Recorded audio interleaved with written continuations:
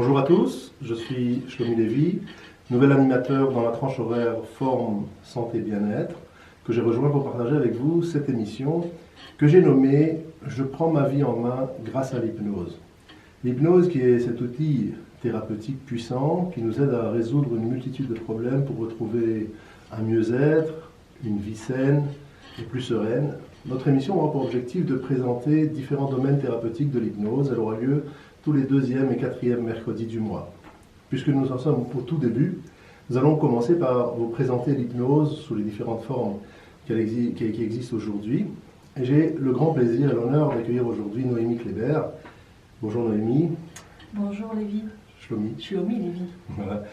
Noémie est une invitée de marque pour moi, car si je suis ici aujourd'hui et si je peux exercer en tant qu'hypnopraticien, c'est grâce à elle et à ses enseignements exceptionnels.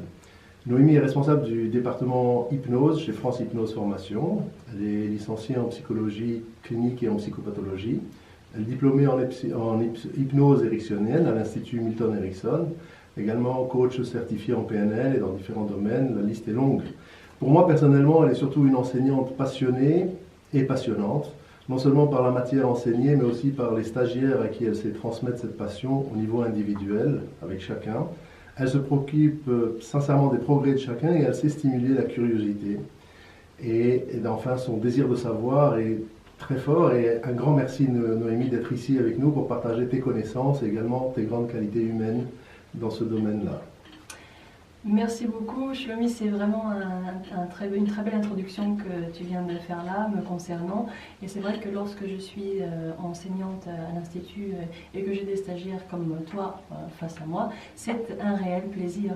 Et j'aimerais peut-être même souligner le fait que ça pourrait être un joli souhait que d'avoir peut-être plus de stagiaires comme toi, là, des stagiaires passionnés et passionnants. C'est très gentil. Mais on va entamer tout de suite donc, cette émission sur l'hypnose. Peut-être donner une définition de ce que l'hypnose, parce que ce mot fait un peu peur aux oreilles des gens. Il rappelle peut-être une hypnose de spectacle où les gens se voient en train de faire des choses qui sont peut-être pas adéquates. Finalement, qu'est-ce que c'est l'hypnose aujourd'hui? On s'occupe de l'hypnose thérapeutique. Comment est-ce qu'on pourrait définir l'hypnose?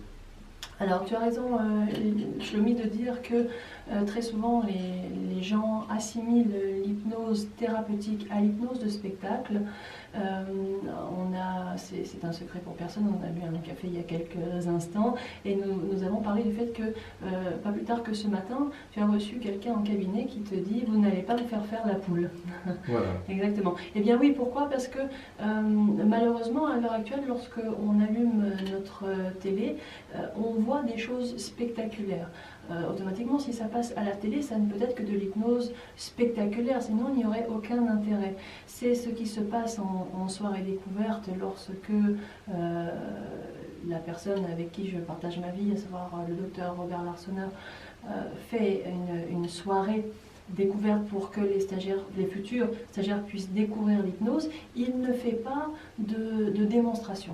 Il ne fait pas de démonstration. Pourquoi? Parce que nous enseignons l'hypnose thérapeutique. Et à ce titre, il n'y a rien à voir. L'hypnose thérapeutique, ce n'est absolument rien d'exceptionnel, si ce n'est un réel changement interne, profond. Mais ce changement-là ne se perçoit pas dans ce que la séance d'hypnose à l'instant T permet de voir. Voilà, donc qu'est-ce que tu es en train de me demander, Shlomi, qu'est-ce que cette hypnose dont on parle? En réalité, c'est un état naturel et on l'appelle un état modifié de conscience, mais c'est un état tout à fait naturel qui n'a rien à voir avec le spectaculaire de l'hypnose de spectacle et l'hypnose de rue. Voilà, c'est ça. Et cet état naturel, en réalité, dans la petite expérience que j'ai, elle provient tout simplement du fait que le cerveau doit, toutes les 90 minutes ou toutes les 2 heures, se reposer et partir dans une sorte de rêverie. Et quand il part dans une sorte de rêverie, on est dans cet état hypnotique, où donc on a plus facilement accès à notre inconscient. Oui. Et c'est comme cela qu'on va atteindre cet état hypnotique, en fait, de manière rigoureuse avec une hypnothérapie. Oui, exactement. Alors l'hypnothérapeute ou l'hypnopraticien, j'en profite pour faire la distinction entre l'hypnothérapeute qui lui sera un professionnel de santé, alors que l'hypnopraticien n'est pas un professionnel de santé.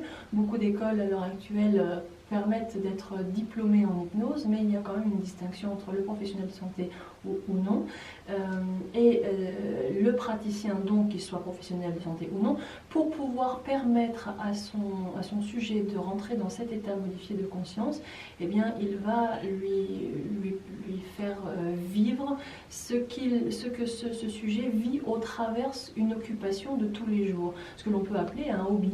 Par exemple, je pourrais tout simplement, pour que les auditeurs comprennent, te demander, Choumi, quel est ton hobby? Qu'est-ce que tu vas faire pour te relaxer? Eh bien, par exemple, j'ai 3 choses que j'aime faire. Par exemple, ça peut être écouter de la musique, Oui. ça peut être aller nager, de la natation, ou courir, voilà, ou lire également. Ce sont différentes activités que l'on va faire, ou regarder un beau film.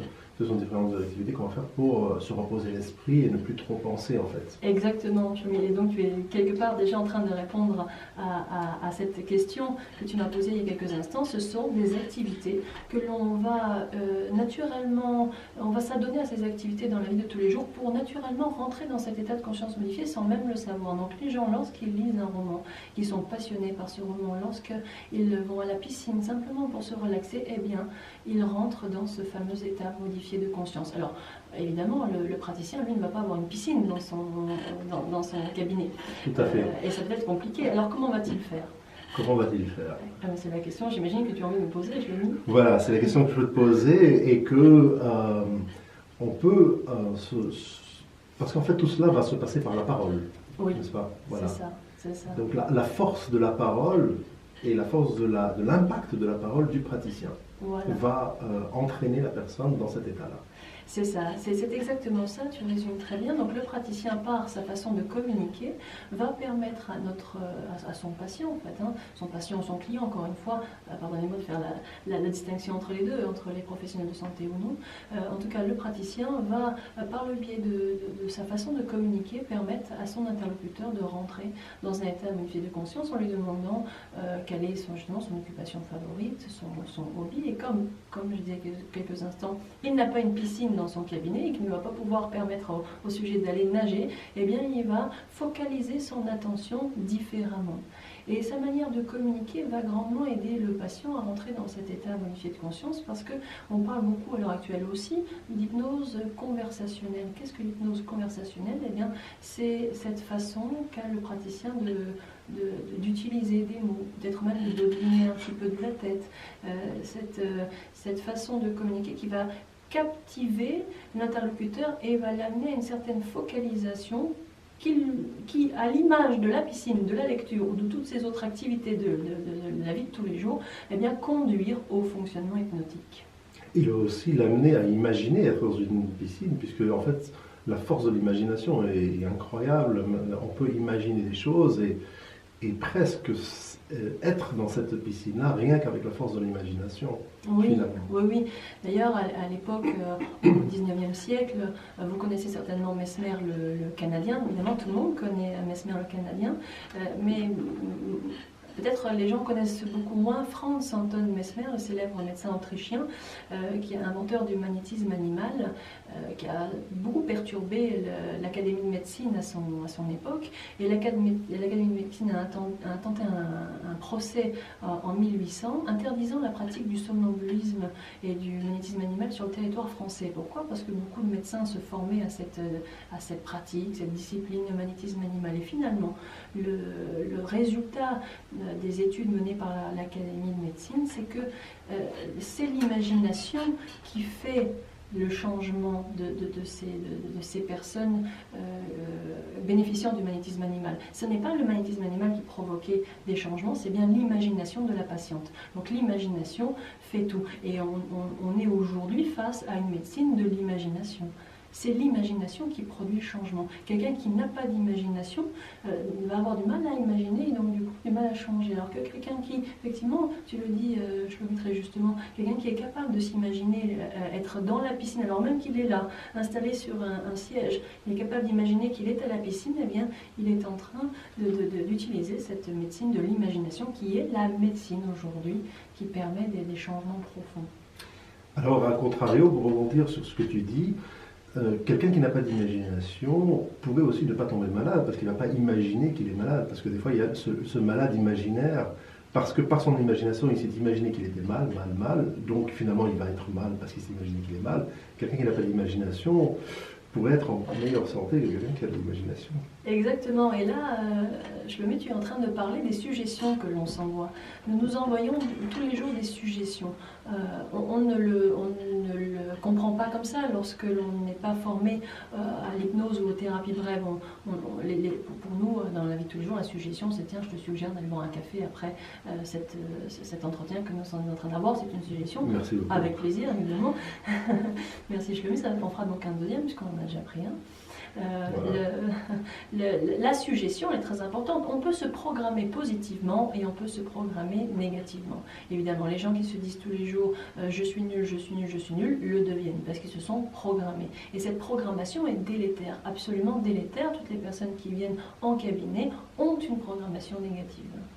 Oui, surtout quand elle date depuis l'enfance. Et je vois, j'ai vu cette personne, ou j'en vois d'ailleurs plusieurs, qui viennent parce que leurs propres parents, leur mère, leur père, leur a répété qu'ils étaient nuls, que ce soit à l'école ou ailleurs, enfin notamment dans leur comportement, et finalement ils ont construit, ils ont créé des adultes qui ont des problèmes parce qu'ils ont donné, ils ont mis ça ils ont vacciné leur enfant en disant qu'il était nul toute leur adolescence ou toute leur petite enfance, et c'est très grave finalement, on ne sait pas éduquer nos enfants.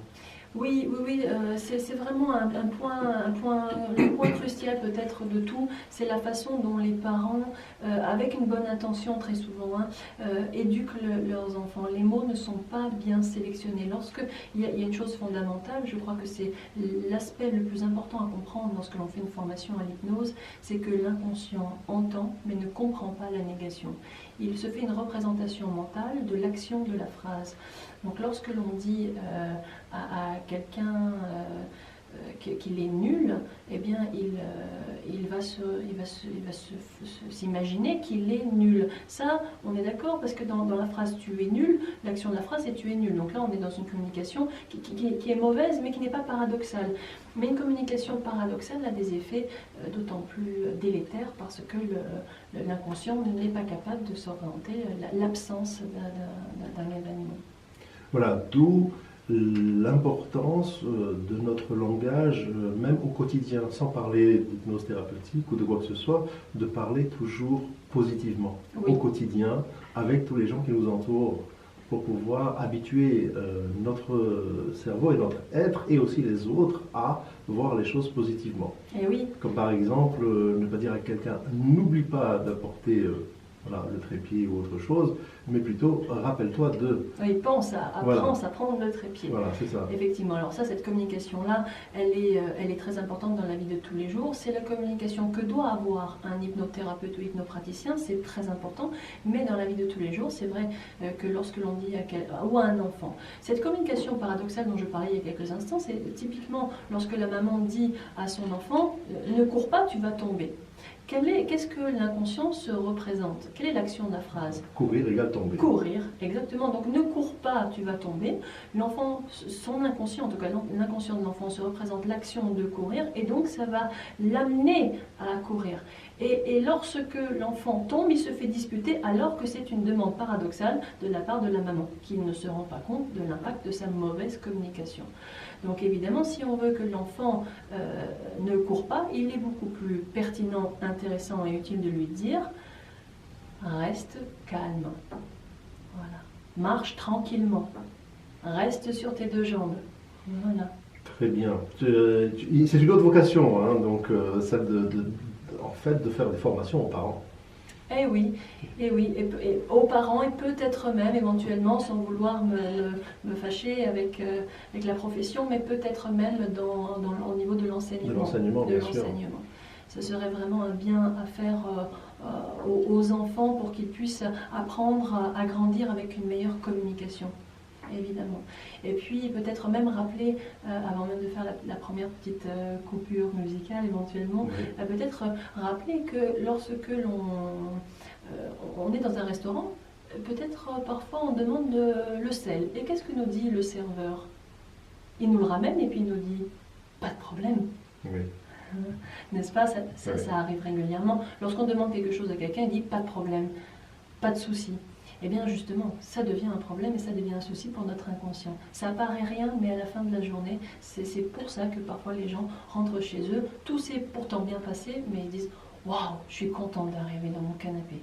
Oui, parce qu'il y a eu trop ces problèmes qui ont été écoutés. Exactement. Alors maintenant, on va écouter peut-être un peu de musique pour nous relaxer et on revient tout de suite. Merci.